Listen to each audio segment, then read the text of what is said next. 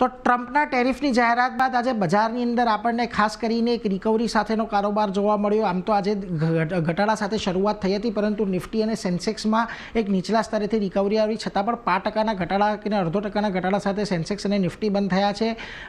Nifty બેંકની અંદર આજે આપણને એક ઘટાડો આવતો જોવા મળ્યો હતો, પરંતુ ત્યાં પણ લગભગ 600 પોઈન્ટની રિકવરી આવતી જોવા મળી। મિડ કેપ અને સ્મોલ કેપ પણ દિવસના ઉચ્ચતમ સ્તરે બંધ થયા છે।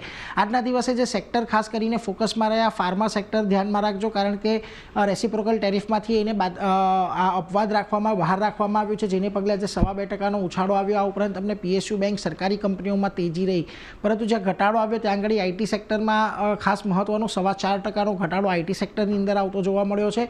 મહત્વની વાત અહીંયાથી એ રહી કે યુએસમાં મંદી આવે તો આઈટી કંપનીઓ પર અસર પડે, એટલા માટે એક ઘટાડો આવતો જોવા મળ્યો। આ ઉપરાંત તમને auto, metal, oil and gas જેવા સેક્ટર રહ્યા કે જ્યાં આગળ દબાણ જોવા મળ્યું। નિફ્ટીના ફ્રન્ટ પરથી જે આજે તમને તેજી દેખાય એમાં ખાસ કરીને કાઉન્ટર રહ્યા, Sun Pharma, power grid, UltraTech અને સિપ્લા જેવા કાઉન્ટર કે જ્યાં ખરીદદારી જોવા મળી, પરંતુ જ્યાં ઘટાડો હતો ત્યાં આગળ બધા આઈટી સ્ટોક્સ હતા। ટીસીએસ, ઇન્ફોસિસ, એચસીએલ ટેક અને ટેક મહિન્દ્રા જેવા કાઉન્ટરમાં 3.5% થી 4%નો ઘટાડો આવ્યો।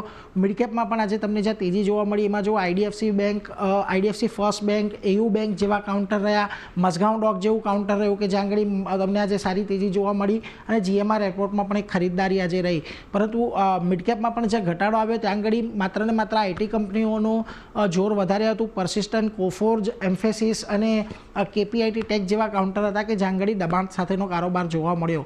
ઓવરઓલ આજે બજારની અંદર એક ઘટાડા સાથેની શરૂઆત થઈ, ત્યાંથી રિકવરી આવતી જોવા મળી છે। 23,150 જ્યાં સુધી નથી તૂટતું ત્યાં સુધી અહીંયા બજારમાં થોડીક એક તેજી રહે એવી એક અપેક્ષા અત્યારે બનતી દેખાઈ રહી છે।